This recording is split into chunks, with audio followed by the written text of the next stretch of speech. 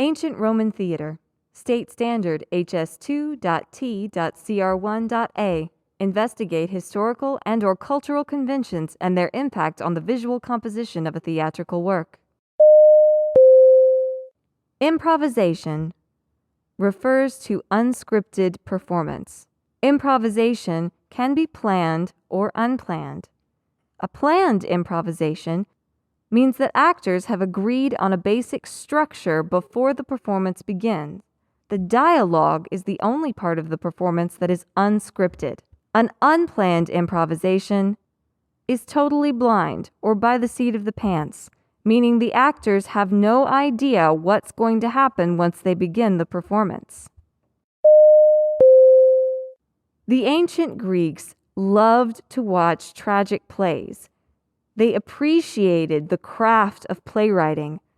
They were enamored of beautiful, sad poetry and heightened language. Additionally, Greek tragedies were educational. They taught the Greeks about their own history and myths. Greek comedy existed, but it was less popular than tragedy. Fewer comedies were written to begin with because of the rules of the Festival of Dionysus. Additionally, comedy was considered lowbrow, common, or unrefined. It's similar to the way we think about reality television. We'll watch it, but we don't consider it art. The ancient Romans, on the other hand, loved comedy and were bored to tears with tragedy. They invented a style of comedy known as satura. This developed out of the ancient Greek satyr play, which was a satire. But unlike the satyr plays, which were scripted, satura plays were improvised farce. Farce is a word that means over the top, outlandish, high energy, almost unrealistic comedy. Satura was a planned improvisation that relied on stock characters and stock scenarios. The word stock in this context means easily recognizable. A stock character, then, is an easily recognizable character stereotype. For example, a damsel in distress, a braggart coward, or a dirty old man. Can you think of other examples of stock characters? For example, a dumb jock, an absent-minded professor, a mad scientist? If a stock character is an easily recognizable stereotype, a stock scenario is an easily recognizable storyline. These are simple, familiar stories like a love triangle, a mistaken identity plot, or stolen property. Satura was extremely popular and never really died, but developed into Commedia dell'arte. Commedia dell'arte was a Renaissance-era traveling improvisational show that used a consistent, rotating set of stock characters and scenarios. Because these actors traveled all over Europe, they relied on physical comedy rather than language. The elements of Commedia dell'arte are still used in modern comedies and cartoons. By the 1st century BCE, Rome ruled all of the civilized Western world. Roman culture was influenced by the languages and customs of the people they conquered. When Rome conquered Greece, they tried to adopt tragedy, but they were really bad at it. However, they made some important changes which influenced how theater was done later on. First, they replaced the singing, dancing chorus with a musical underscore, like you might find in a movie today. Second, they replaced masks with wigs and face paint. Again, this is similar to the convention of modern theater, film, and television. Third, the Romans did not have a problem with onstage violence. In fact, they enjoyed seeing it so much that occasionally onstage violence was used as a means of execution. Imagine a prisoner who has been sentenced to death. Instead of beheading him or throwing him to the lions in the Colosseum, you might have him replace an actor at the last minute before the actor's character is supposed to be stabbed to death in a play.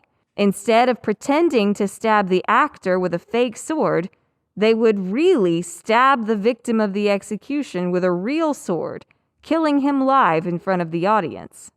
Fourth, the Romans thought the three-actor rule was really stupid, so they got rid of it. Roman theater had an unlimited number of actors. This was one of the professions through which a Roman slave could earn their freedom. And finally, the fifth change was that Romans eventually allowed women to be actors. The Roman Empire broke apart in the year 476 CE, when the Emperor Romulus was defeated by a barbarian named Odoacer. Roman theater, however, had already disappeared by that point for 5 major reasons. First, Romans loved spectacle and watching violence. The events in a play couldn't compare to other sources of entertainment in the Roman world. Some examples of this might be the Roman circus, a particularly violent chariot race. The events that would take place in the Roman Colosseum, like gladiators battling wild animals. Public crucifixions of enemies of the Roman state. Much like in the Wild West, where entire towns would turn up to watch someone be hanged on execution day, in ancient Rome, entire communities would turn up to watch someone be crucified. As Rome conquered more and varied different environments, they sent exotic beasts back to Rome to be paraded through the streets. The second reason for the disappearance of Roman theater were all of the foreign visitors to the city of Rome. As the Roman Empire expanded and more people were conquered, many were sent back as slaves. Others simply came to visit. But each of these visitors came speaking the language of their home communities, not Latin, which was the common language of Rome. In order to enjoy a play, one must speak the language that the actors are speaking. However, as long as you understand the rules of the game, you don't have to speak the language to follow along with a sporting event. For that reason, these foreign visitors to Rome much preferred watching sports instead of live theater. The third reason was the drama that was available for spectators in the Roman Senate. Much like the United States Congress, the Roman Senate was open to the public, so spectators could come and watch the senators debate each other on the issues of the day.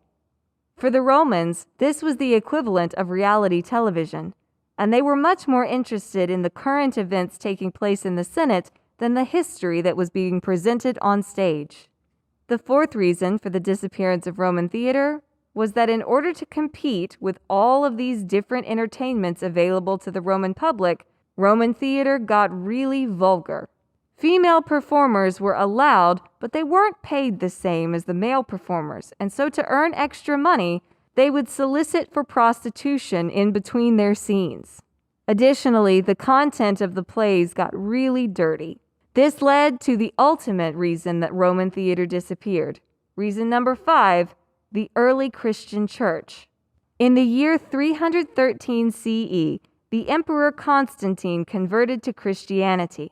This allowed the early church a large measure of political power. In the year 391 CE, the worship of, quote, pagan gods made illegal throughout the entire empire. Shortly thereafter, the church began to act as a political agency rather than a religious institution. The church declared theater the great corrupter of the Roman world and deliberately stamped it out.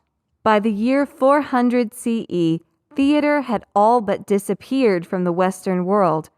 It would not be seen again in Europe for hundreds of years, and ironically, theater would be reborn inside the very institution that had stamped it out to begin with.